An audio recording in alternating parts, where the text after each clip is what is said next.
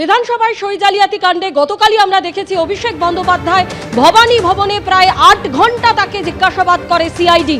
আর অন্যদিকে আজকে প্রাথমিকে নিয়োগ দুর্নীতি মামলায় ৬ ঘন্টা পার হয়ে গিয়েছে, এখনো সিজিও কমপ্লেক্সে তাকে জিজ্ঞাসাবাদ করা হচ্ছে। সকাল 10:56 আজকে তিনি সিজিও কমপ্লেক্সে পৌঁছে যান। আমাদের প্রতিনিধি সরাসরি হিন্দল দিয়ে আমাদের সঙ্গে রয়েছেন। হিন্দল, ৬ ঘন্টা পার, এখনো অভিষেক বন্দ্যোপাধ্যায়কে জিজ্ঞাসাবাদ করা হচ্ছে, কি খবর এখনো পর্যন্ত? একেবারে স্বর্ণালী, তোমাকে বলে রাখি যে ৬ ঘন্টা ৩০ মিনিট পার হয়ে গেল, সেই ম্যারাথন জিজ্ঞাসাবাদ কিন্তু ইডির আধিকারিকরা করছেন অভিষেক বন্দ্যোপাধ্যায়কে।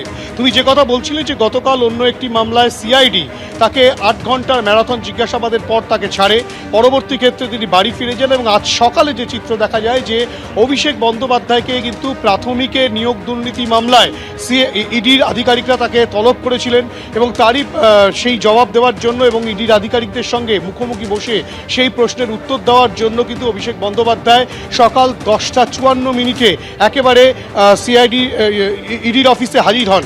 এবং তোমাকে বলে রাখি সিজিও কমপ্লেক্সে তিনি আসার পর পরবর্তী ক্ষেত্রে তার যে জিজ্ঞাসাবাদের প্রক্রিয়া ইডির আধিকারিকরা শুরু করেন সেটা কিন্তু এখনও পর্যন্ত চলছে। তোমাকে বলে রাখি মূলত ইডির আধিকারিকরা খতিয়ে দেখছেন যে লিপস অ্যান্ড বাউন্স, সেই লিপস অ্যান্ড বাউন্সে যে বিপুল পরিমাণ টাকার লেনদেন হয়েছে সেই লেনদেন কোথা থেকে হয়েছে। প্রাথমিকে নিয়োগ দুর্নীতি মামলায় যে অভিষেক বন্দ্যোপাধ্যায়কে ডাকা হয়েছে, কেননা তার আগে সুজয় কৃষ্ণ ভদ্র যে কালীঘাটের কাকু যাকে সিবিআই গ্রেফতার করেছিল তার থেকে জিজ্ঞাসাবাদ করে বহু তথ্য এসেছে সামনে, সেই তথ্যে কিন্তু একেবারে অভিষেক বন্দ্যোপাধ্যায়ের নাম উঠে আসে।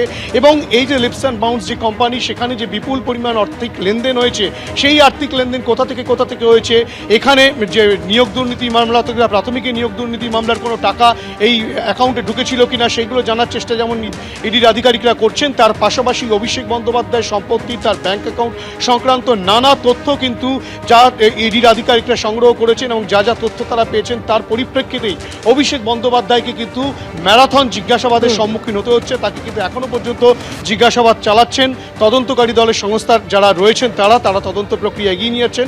আর কতক্ষণ এই তদন্ত প্রক্রিয়া চলবে বা জিজ্ঞাসাবাদের প্রক্রিয়া চলবে তার সময়ই বলবে।